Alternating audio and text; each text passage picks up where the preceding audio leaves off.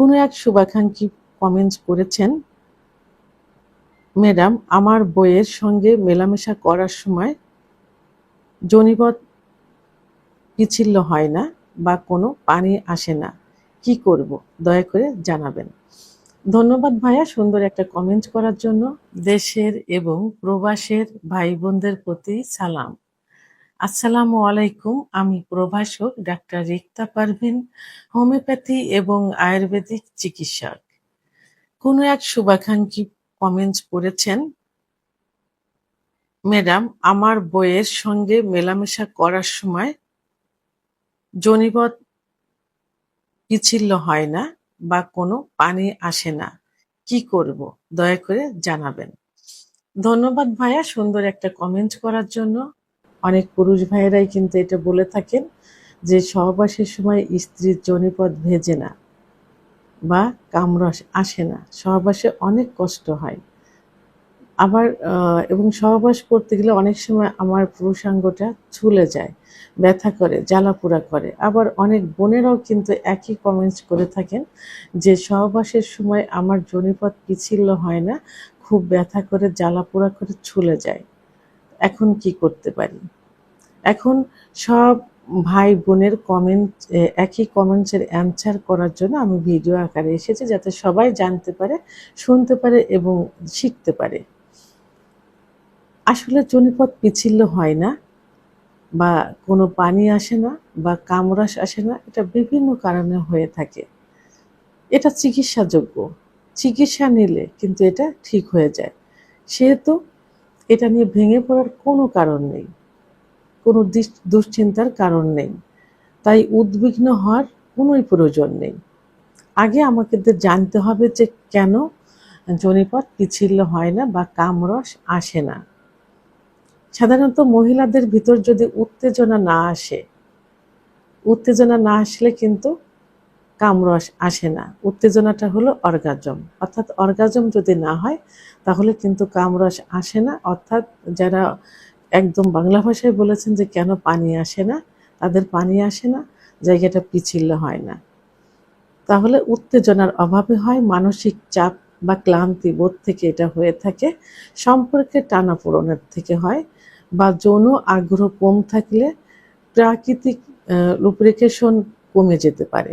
অর্থাৎ এখানে যদি সম্পর্কটা ভালো না থাকে, স্বামী স্ত্রীর সম্পর্ক ভালো না থাকে, একে অপরের প্রতি যদি আকর্ষণ না থাকে, তাহলে কিন্তু এটা হয়ে থাকে। অনেক ফ্যামিলিতে আছে, দেখা যায় যে স্ত্রীর মতামতের বাইরেই তাকে বিয়ে দিয়েছে, পছন্দের বাইরেই বিয়ে দিয়েছে, তার স্বামীর প্রতি তার তেমন কোনো আকর্ষণ নেই। আবার এমনও হয়ে থাকে যে ছেলের অনুমতির ছাড়া, ছেলের পছন্দ ছাড়া বিয়ে দিয়েছেন, যে কারণে যার সহবাসে যেতে হয় তাই যায়। তো তার ভিতর যে কাম উত্তেজনা আনতে, তাকে যে অর্গাজম করতে যে নিয়মগুলো ফলো করতে হয়, সে ফলো না করে একবারে নিজের বীর্যপাত ঘটানোর জন্য, একটু বাচ্চার জন্য তারা সহবাসে লিপ্ত হয়। এরকমও কিন্তু হয়ে থাকে। আবার হরমোনের ভারসাম্যতার কারণে এটা হয়ে থাকে।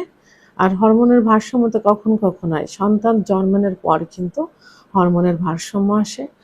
মেনোপজের সময়, অর্থাৎ মেয়েদের যখন মাসিক বন্ধ হয়ে যায়, বিশেষ করে 40 থেকে 45-এর মধ্যে কিন্তু অনেকের মাসিক বন্ধ হয়ে যায়। সর্বশেষ 50 বছর বয়সে মেয়েদের মাসিক বন্ধ হয়। তো এর কাছাকাছি মাঝামাঝি সময়ে কিন্তু মেয়েদের বডিতে বিভিন্ন হরমোন থাকে, এই হরমোনের ভারসাম্য দেখা দেয়। তাহলে মেনোপজের সময় কিন্তু হরমোনের ভারসাম্য আসতে পারে। কিছু জন্ম নিয়ন্ত্রণের যে ওষুধগুলো আছে, সেই ওষুধগুলো সেবন করলে আসে। কিছু ঔষধ, যেমন আপনার উচ্চ রক্তচাপের যে ওষুধগুলো থাকে, এই ওষুধগুলো খেলেও কিন্তু হরমোনের তারতম্য হতে পারে।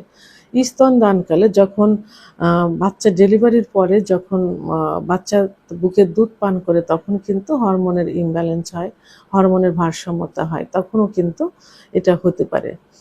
ওষুধের যে প্রভাবটা আমি প্রথমে বলেছি যে উচ্চ রক্তচাপ, এখানে অ্যান্টি ডিপ্রেশন, অ্যান্টি হিস্টামিন জাতীয় যে ওষুধগুলো আছে, এই ওষুধগুলো খেলেও কিন্তু হরমোনের ভারসাম্যতা আসে।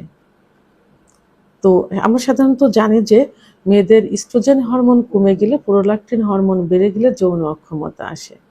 এক কথায় এই হরমোনগুলোর কারণেই হয়। হ্যাঁ, আরেকটা হলো যে ইনফেকশন বা প্রদাহ থাকলে ভিতরে, যদি যোনিপথের ভিতরে অনেক সময় যৌনবাহিত কিছু রোগ যেমন সিফিলিস, গোনোরিয়া, ফাঙ্গাস ইত্যাদি যে রোগগুলো থাকে, ইনফেকশন বা প্রদাহ থাকে, তার কারণেও কিন্তু এই এখানে জায়গাটা পিচ্ছিল হয় না বা শুকনো থাকে। তখন ওখানে যে একটা ব্যথা হয়, ব্যথা অনুভব হয়, এই অনুভবের থেকে কিন্তু সেক্সুয়াল অনুভূতিটা চলে যায়, যে কারণে ওই জায়গাটা শুকনো থাকে, ভেজে না। মানসিক কিছু চাপ থাকে, ফ্যামিলিগত কিছু চাপ থাকে, এবং স্বামীর সঙ্গে কিছু দ্বন্দ্ব থাকে। আবার দেখা যায় যে আর যে কারণে অতিরিক্ত দুশ্চিন্তাগ্রস্ত থাকে, ঘুম হয় না, রাত জাগে। অনেক মেয়েরা আবার ধূমপান, মদ্যপান করে, যে কারণেও কিন্তু হরমোন কমে যায় ইত্যাদি কারণে, এবং পরিমিত পরিমাণ পানি না খাওয়া, পুষ্টিকর খাবার না খাবার কারণে কিন্তু মেয়েদের এই সেক্সুয়াল বা যৌন অক্ষমতা চলে আসে।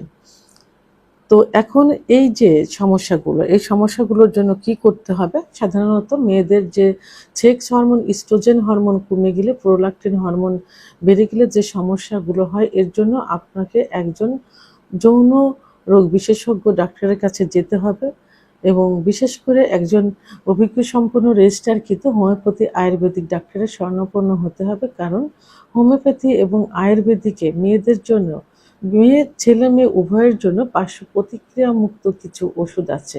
সাধারণত মেয়েদের সেক্সুয়াল ওষুধ কিন্তু খুবই কম থাকে।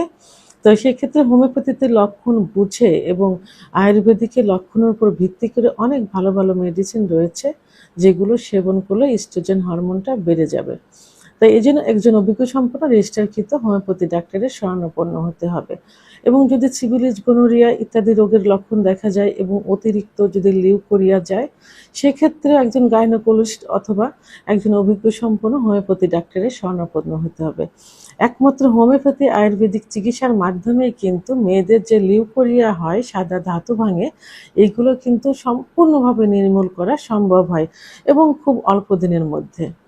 তো যে সমস্যা, এই যে পানি না আসা বা অর্গাজম না হওয়া, এর জন্য অবশ্যই আপনাদের একজন অভিজ্ঞ সম্পন্ন ডাক্তারের শরণাপন্ন হতে হবে। ডাক্তার কিছু পরীক্ষা নিরীক্ষা দিবেন, কিছু লক্ষণ দিবেন, সেই লক্ষণের উপর ভিত্তি করে যে কারণগুলো, যদি অনেকে যে হস্তমৈথুন ইত্যাদি কারণেও কিন্তু মেয়েদের এই যৌন অক্ষমতা হয়, ধূমপান, মদ্যপান, এইগুলো থেকে দূরে থাকার কথা বলবেন, এইগুলো মেনে চলতে হবে এবং চিকিৎসা নিতে হবে। এবং সর্বোপরি যে স্বামী, অর্থাৎ সহবাসে যখন যাবেন, তো স্বামীকে বলবো যে আপনারা আপনার স্ত্রীকে পরিমিত পরিমাণ, মানে অতিরিক্ত পরিমাণে ফোরফেলে করবেন। কারণ মেয়েদের সেক্স উত্তেজনা কিন্তু লুকায়িত থাকে, সেক্স লুকায়িত থাকে। কোনো কোনো মেয়েদের দেখা যায় 10 থেকে 15 মিনিট ফোরফেলে করার পর সেক্স উত্তেজনা আসে, এরপর সহবাসে লিপ্ত হওয়ার আর কিছু সময়, অনেক মেয়েদের 30 থেকে 35 মিনিটও সময় লেগে যায়। তাহলে এদিকে 10, 15, 20 মিনিট ফোরপ্লে করতে হবে, ওদিকে 10-15 মিনিট সহবাসে লিপ্ত থাকতে হবে। তাহলে কিন্তু একটা মেয়ের অর্গাজম হবে, অর্থাৎ কামড়াস আসবে, জায়গাটা ভিজবে। এই জন্য ফোরপ্লেটা বেশি করে করতে হবে। আর পুষ্টিকর খাবার, দুধ, ডিম, খেজুর, কাজু বাদাম, মধু, ঘি, এগুলো খাওয়াতে হবে। মানসিক রিল্যাক্সে রাখতে হবে, দুশ্চিন্তা থাকতে হবে, এবং পরিমিত পরিমাণ ঘুমানোর চেষ্টা করাতে হবে। অর্থাৎ স্ত্রীকে সর্বদিক থেকে সুখে রাখার চেষ্টা করতে হবে। তাহলে তার সেক্স হরমোন জাগ্রত হবে, উত্তেজনা আসবে, উত্তেজনা আসলে কামড়া সব আসবে, জায়গাটা পিচ্ছিল হবে। অনেক মেয়েদের রক্তশূন্যতা থাকে, অনেক রোগ শোক থাকে, সর্বোপরি খেয়াল রেখে তাকে চিকিৎসা দিতে হবে। ভিডিওটি সম্পর্কে যদি কোনো মতামত থেকে থাকে অবশ্যই কমেন্টসের মাধ্যমে জানাবেন। আর ভিডিওটি ভালো লাগলে লাইক, কমেন্ট, সাবস্ক্রাইব করে সঙ্গে থাকুন। আল্লাহ হাফেজ।